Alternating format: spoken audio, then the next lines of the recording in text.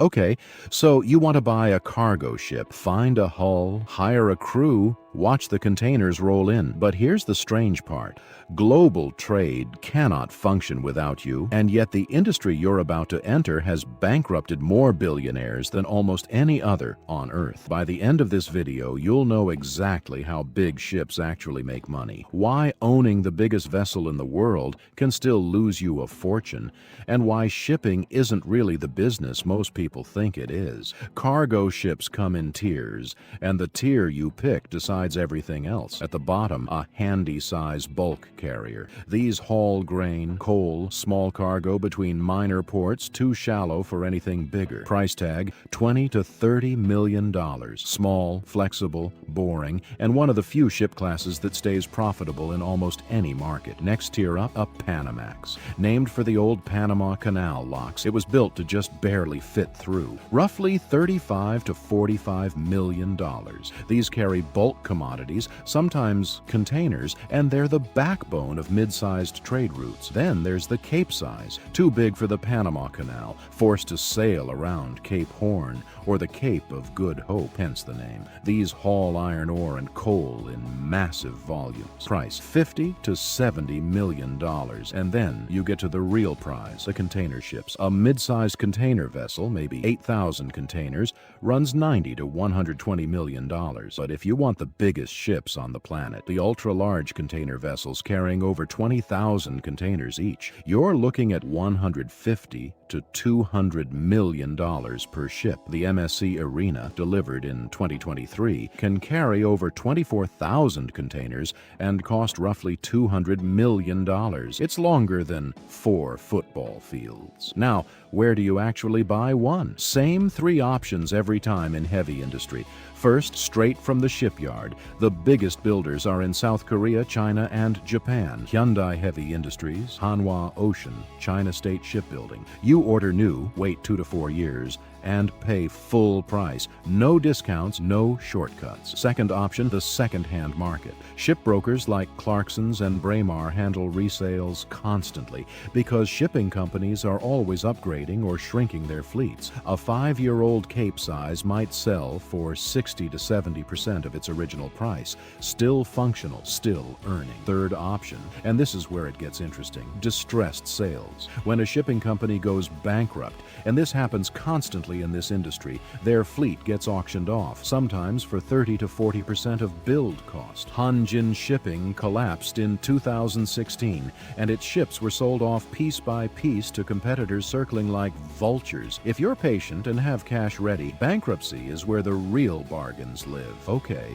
you've picked your ship, signed the check, and you're standing on the deck of your very own $100 million vessel. Now the bill for day one. Before it earns a single dollar, this thing is already costing you money. First, the crew. A large container ship needs 20 to 25 crew members, officers, and deckhands, running 24/7 in shifts. Salaries range from $500 a month for entry-level deckhands from the Philippines or Indonesia, up to $15,000 a month for an experienced captain. Total crew cost, roughly $50,000 to $80,000 a month. Then fuel, and this is the number that changes everything. A large container ship burns 150 to 200 tons of fuel per day at cruising speed. At current marine fuel prices, that's $80,000 to $120,000 a day just to keep moving. Stop the engine and you save fuel, but the ship earns nothing while sitting still. Then port fees. Every stop costs money, docking fees, pilotage, tugboats, customs. A single port call at a major hub like Singapore or Rotterdam can run $50,000 to $150,000 depending on cargo volume and size of the ship. Insurance. Hull insurance alone runs 0.5 to 1% of the ship's value per year. On a $150 million vessel, that's up to $1.5 million annually. And that's before protection and indemnity coverage, which covers crew injuries, cargo damage, and environmental liability. Another significant chunk. And then maintenance. Every 5 years, ships go into dry dock for inspection and repair. A standard dry docking costs $1 to $3 million and takes the ship out out of service for several weeks, earning nothing the entire time. Put it all together, and a large container ship burns through $3 to $5 million a month just to exist, whether it's carrying cargo or sitting empty at anchor. Now let's talk about how you actually make money, because this is where shipping gets genuinely strange. Just like with oil rigs, the people who own the big retail brands, the Walmarts, the Amazons of the world, they don't own the ships that bring their products across the ocean.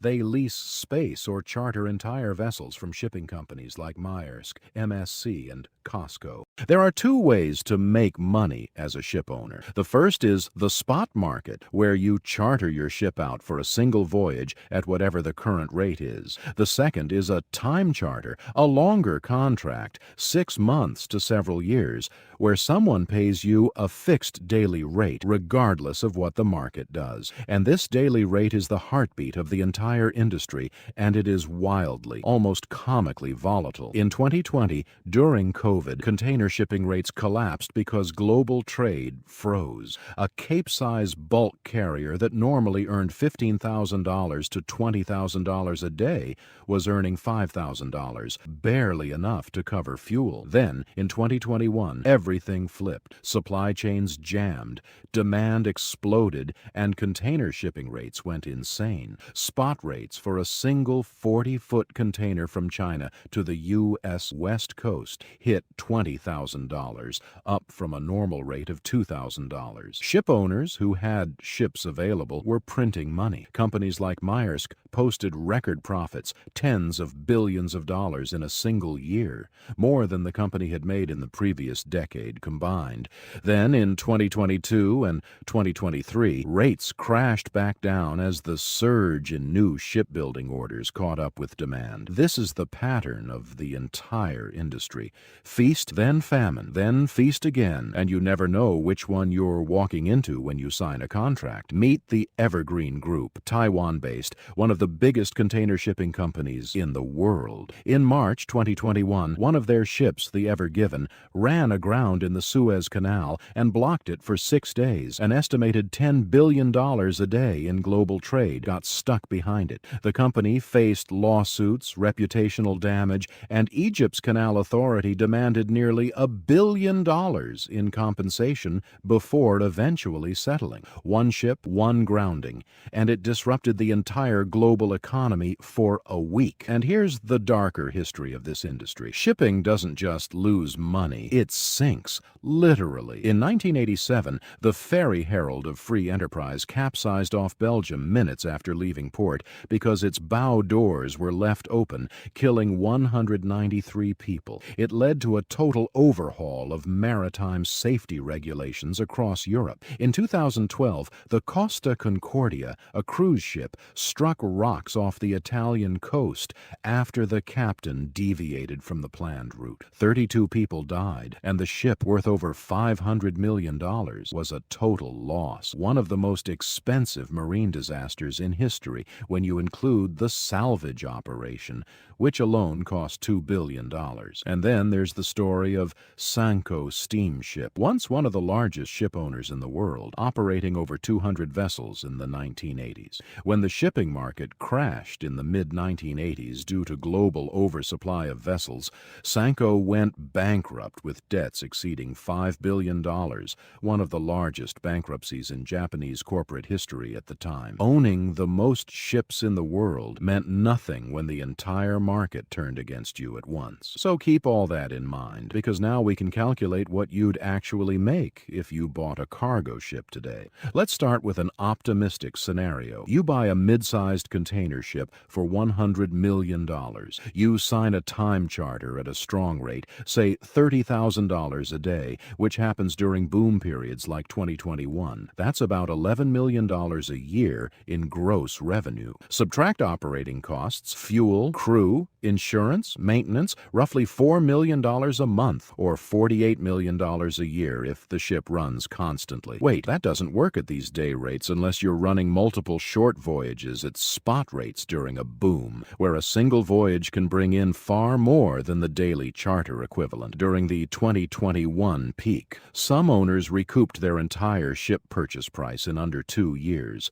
Now, the realistic scenario. Rates are normal, not boom, not bust. Say $15,000 a day on a time charter, about $5.5 million a year gross. Operating costs eat most of that. Net profit lands somewhere around $1 to $2 million a year. At that pace, paying back your $100 million ship takes 50 to 100 years, longer than the ship's actual working life, which is usually 20 to 25 years before scrapping. And here's the pessimistic scenario, the one that actually explains most of shipping history. Rates crash, like they did in 2020 or in the mid-1980s. Your daily rate drops below your daily operating cost. Every single day your ship sails, you lose money. Every day it sits idle at anchor, you also lose money, just slightly less of it. There's no version of that scenario where standing still saves you. That's the paradox of this entire industry. Global trade cannot function without ships, ever. Permanently guaranteed demand for cargo capacity exists as long as humans buy things made somewhere else. And yet, the day rate that determines whether you profit or go bankrupt swings by 500% within a couple of years, completely outside your control, driven by global GDP, fuel prices, geopolitics, and how many ships every other owner on Earth decided to order 5 years ago. You don't control demand, you don't control fuel prices, you don't even fully control supply, because a ship ordered today doesn't arrive for 2 to 4 years, by which point the market that justified the order might not exist anymore. The people who survived this industry for decades, the Maersk family, the evergreen founders, they didn't win by predicting the cycle. They won by having enough cash reserves to survive the bad years without selling their ships at the bottom, and enough ships in the fleet that when the good years hit, they made back everything the bad years took, and then some. So if you do decide to buy a cargo ship, just remember the golden rule of this industry. The ocean doesn't care about your business plan. Just make sure you can survive long enough for the tide to turn back in your favor.